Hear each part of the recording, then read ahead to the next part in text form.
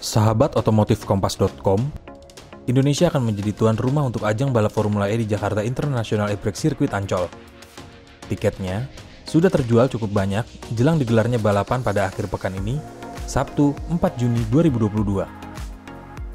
Selain dapat disaksikan secara langsung, balapan ini juga akan disiarkan di salah satu stasiun TV swasta. Namun begitu, masih cukup banyak orang yang awam dengan ajang balap Formula E ini. Hal tersebut lantaran pamornya memang belum meledak seperti F1 yang sudah digelar sejak 1950. Diketahui, Formula E baru pertama kali diperkenalkan pada 2014 di Beijing, Cina. Namun, sejak musim 2020-2021, status Formula E sudah menjadi kejuaraan dunia dan setara dengan F1. Mobil yang digunakan pada Formula E itu pun juga mirip dengan F1. Meski sama, dari sisi mesinnya, mobil balap ini tidak menggunakan bahan bakar, melainkan bertenaga listrik.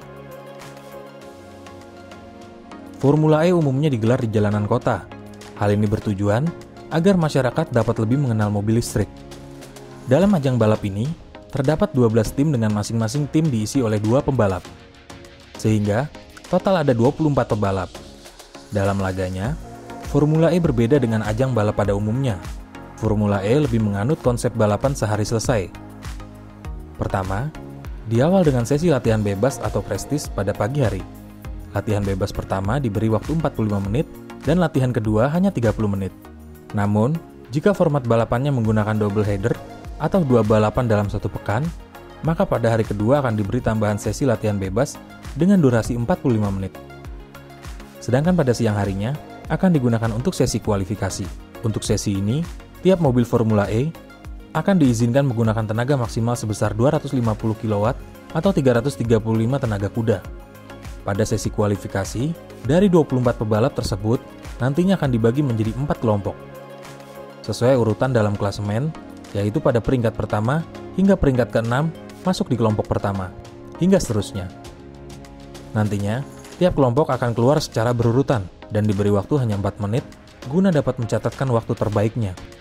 Setelah semua kelompok selesai, dari masing-masing kelompok akan diambil 6 pembalap tercepat untuk diadu satu persatu dalam babak Super Pole.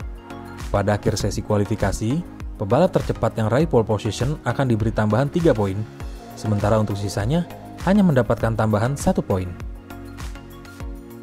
Selanjutnya, balapan atau disebut dengan istilah E-Prix akan digelar pada sore harinya.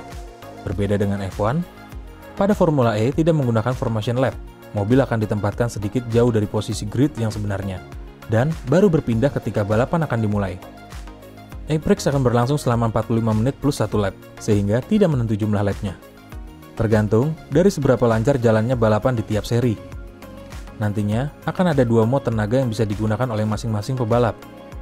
Mode tenaga pertama adalah 200 kW atau 268 tenaga kuda untuk tenaga dasar, dan 235 kW atau 315 tenaga kuda untuk attack mode. Attack mode adalah mode tenaga tambahan yang ada di Formula E yang wajib digunakan oleh seluruh pebalap saat balapan. Saat pebalap mengaktifkan mode ini, penonton bisa melihatnya dari pelindung kepala pada mobil atau biasa disebut halo. Dengan warna biru, untuk mengambil attack mode, pembalap harus menekan tombol tertentu pada setirnya dan mengarahkan mobil ke zona aktivasi. Dan tenaga tambahan baru bisa dimanfaatkan. Jumlah dan durasi attack mode bisa berbeda di tiap balapan. Selain itu, panitia juga baru akan mengumumkannya 1 jam sebelum balapan, sehingga tim tidak bisa menyatukannya ke strategi balapan. Lalu, ada juga mode tenaga fan boost. Para penonton dapat melakukan voting untuk pembalap favoritnya. 5 pembalap yang mendapat voting terbanyak akan mendapatkan tenaga maksimal 250 kW selama 5 detik. Pebalap baru bisa mengaktifkan mode tenaga fan boost setelah balapan berjalan 22 menit. Para penonton dapat melihat pebalap yang mengaktifkan fan boost dengan nyala lampu pada halo berwarna keunguan. Perbedaan lainnya dengan F1 adalah Formula E tidak menggunakan pit stop, kecuali ada kerusakan pada bodi mobil atau pecah ban. Sebab baterai mobil generasi kedua yang digunakan sekarang ini bisa bertahan untuk 1 kali balapan tanpa dicas ulang. Dan terakhir, mengenai sistem perayaan poin pada tiap serinya, untuk posisi pertama akan dapat 25 poin, posisi kedua 18 poin, posisi ketiga 15 poin, posisi keempat 12 poin, posisi kelima 10 poin, posisi ke-6 8 poin, posisi ke-7 7 poin, posisi ke-8 4 poin, posisi ke-9 2 poin, dan posisi ke-10 1 poin. Terima kasih sudah menonton, ikuti terus berita otomotifkompas.com, dan jangan lupa like, komen, dan subscribe untuk mendapatkan notifikasi terbaru dari video kami selanjutnya.